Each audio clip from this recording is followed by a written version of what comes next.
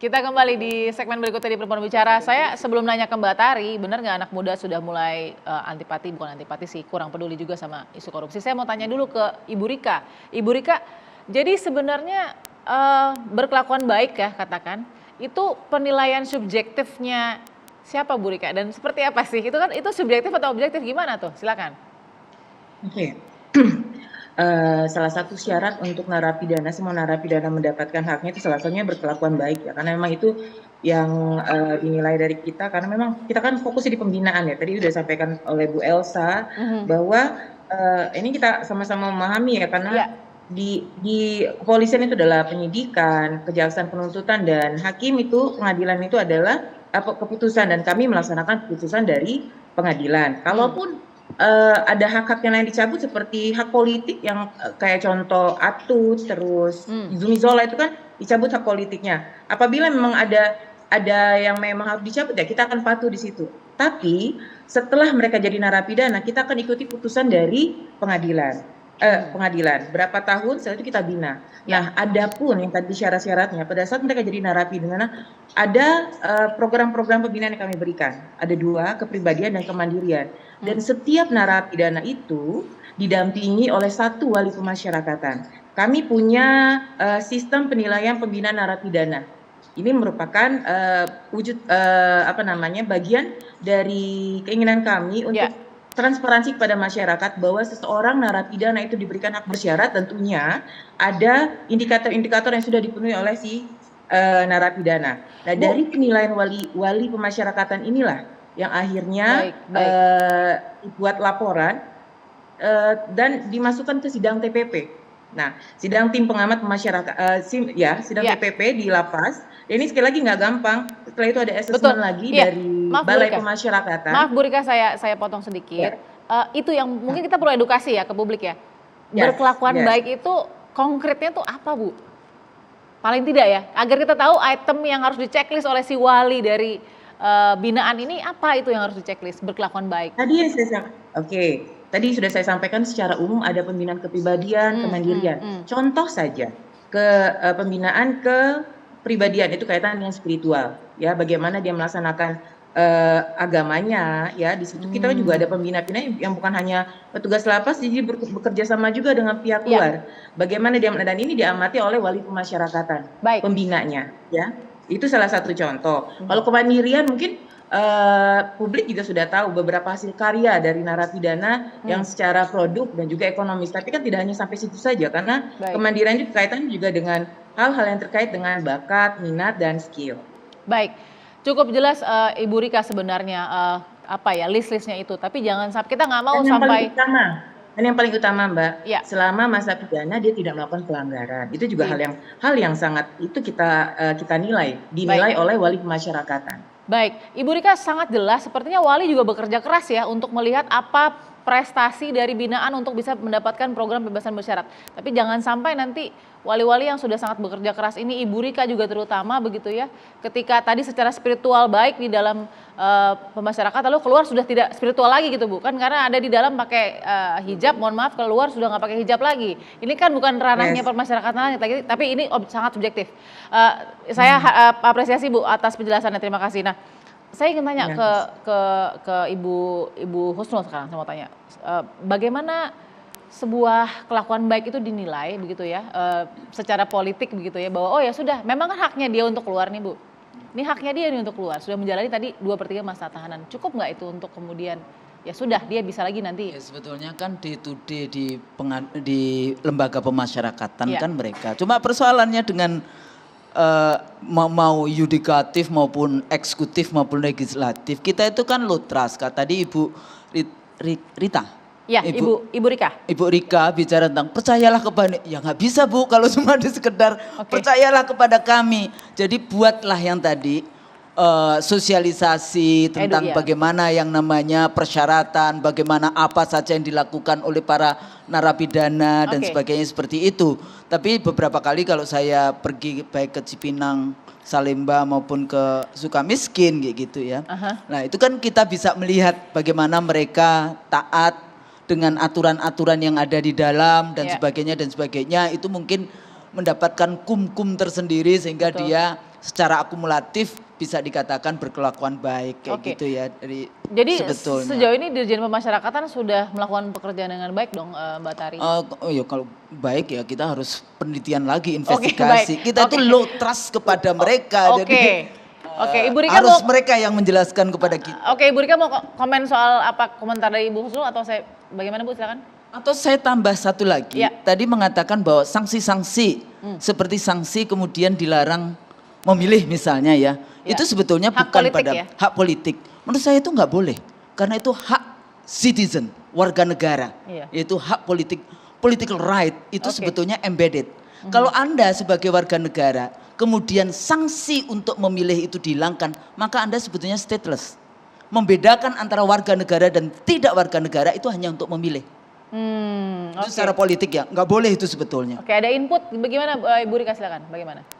Ada input Ya, Bu Mbak tadi dari Bilkis, menarik tadi yang disampaikan oleh Bu Husnul bahwa ini perlihatkan dong apa saja yang sudah dilakukan di dalam. Nah ini jadi akhirnya ke Mbak Bilkis juga nih, boleh dong kalau juga yang dipublis itu bukan hanya yang serem-seremnya nih yang kayak gini, yang krisis-krisis, tapi juga apa juga yang dilakukan oleh petugas kami di dalam, warga binaan kami di dalam. Banyak loh hal-hal positif yang mereka lakukan yang bukan hanya bernilai produk saja tapi bernilai ekonomis, dan yang paling utama adalah bagaimana mereka memaknai di dalam lapas itu adalah bagian dari pertobatan dan kembali ke masyarakat. Yeah. Kalau dihitung dari persentase residivis itu jauh sekali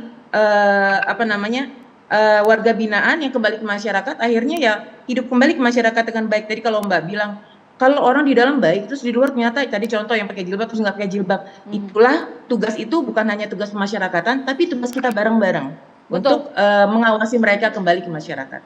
Betul. Betul sekali sebenarnya, di garis bawahi, hanya saja kan itu tadi masuk ke dalam klausul penilaian karena ada ada nilai spiritual. Tapi saya sepakat Ibu, itu menjadi salah satu parameter. Oke, dari Mbak Tari, bagaimana Mbak Tari menjawab bahwa sudah mulai antipati nih ya dengan isu korupsi, ditambah juga dengan bagaimana kok sekarang sudah menjalani masa tahanan, keluar 2/3 ya, berkelakuan baik, tapi kok tetap kaya ya, nggak ada perampasan aset dan lain-lain, gimana? Silakan. Ya, terima kasih. Jadi kalau kita ngelihat aturan atau di undang-undang kita memang salah satu komponen atau hal yang kurang itu kan ngomonginnya perampasan aset. Padahal kita udah ratifikasi ANKEK. Bahwa salah satu poin di ANKEK itu adalah bagaimana kita juga bisa mengimplementasikan perampasan aset. Nah, kenapa jadi penting? Karena gini, ketika ada korupsi terjadi gitu ya, orangnya kemudian ditangkap, dia bayar uang pengganti, bayar uang denda gitu ya. Tapi kalau kita bandingin antara uang pengganti dan uang denda misalnya, kerugian negara di 2021 tuh kalau kita lihat rata-rata, dari vonis gitu ya, vonis panjang 2021 itu sampai 62 triliun. Tapi uang yang balik itu hanya sekitar 1,4 triliun. Jadi kalau dibandingin itu jauh banget gitu kan. Nah, ini kedua ya, dari mulai Kejagung dari dan juga... Iya itu seluruhnya. Jadi, ya, Kejagung dan KPK ya? Termasuk KPK gitu ya. Nah, undang-undang perampasan aset ini bisa membalikkan gitu ya kewajiban gitu ya. Salah satunya kewajiban pembuktian bahwa kalau emang dia bisa kaya, silakan tunjukkan uang-uangnya, hasil-hasil kekayaan itu dari harta yang sah, yang sesuai, yang legal. Gitu ya. Kalau seandainya mereka tidak bisa menunjukkan itu, gitu maka kemudian ya bisa disita gitu. Itu harapannya seperti itu ya? Iya, dan kalau seandainya kita juga lihat trennya gini, misalnya ada koruptor gitu ya, masuk penjara gitu, lembaga pemasyarakatan, ya dia bisa dengan gampangnya nyuap lagi untuk keluar. Kita bisa lihat beberapa kasus gitu, udah masuk penjara dia bisa nonton tenis dan lain-lain. Karena apa? Karena masih punya uang.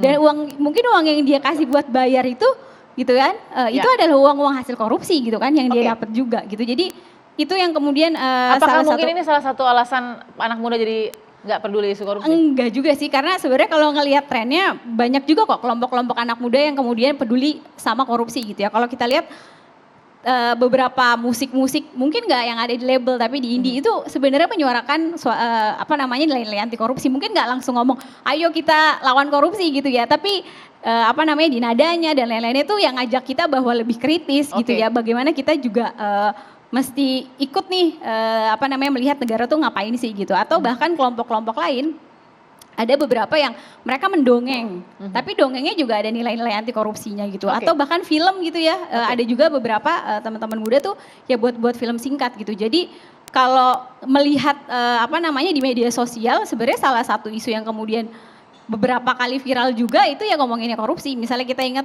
DPR mau ngadain gorden buat rumahnya, kemudian viral di media sosial, ya itu juga apa namanya salah satu bentuk ya bagaimana kemudian ya mungkin gak hanya anak muda gitu ya, tapi orang masih melihat bahwa oh iya ini ada yang nggak bener nih gitu ya, kemudian banyak dibicarakan. Terima kasih Mbak Tarik. Mbak Devi, apa itu salah satu alasan ya, misalnya ya sudah divonis tapi vonisnya nggak banyak, terus didenda, dendanya nggak sesuai korupsinya, jauh jomplang nih. Salah satu alasan nggak publik juga ya udahlah gitu.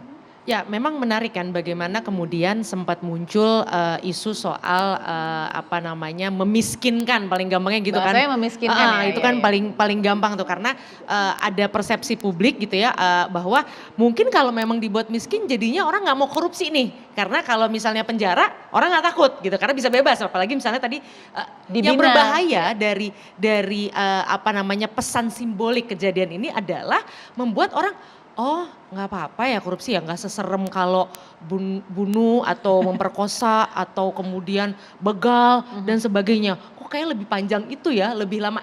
Ini yang berbahaya. Karena ini kan masuk dalam subconscious, alam bawah sadarnya semua orang. Makanya tadi saya bilang, oke betul sekali ada anak-anak muda yang peduli. Tapi dibandingkan lautan apa namanya percakapan dan sebagainya itu masih belum sebanding. Jadi kalau saya secara sosial yang berbahaya adalah itu gitu. Artinya terus-menerus ditanamkan satu orang belum mengerti item-item yang disebut korupsi itu apa, itu saja masih butuh waktu, ditambah ada sinyal-sinyal oh ya udahlah berarti emang korupsi itu nggak apa-apa. Nah itu yang berbahaya dalam hal ini. Jadi poin memiskinkan penting ya Mbak Devi sebenarnya? Poin memiskinkan itu penting karena artinya itu apa namanya sekarang apalagi di era teknologi sekarang manusia-manusia itu semua rata-rata terobsesi untuk memiliki gaya hidup tertentu.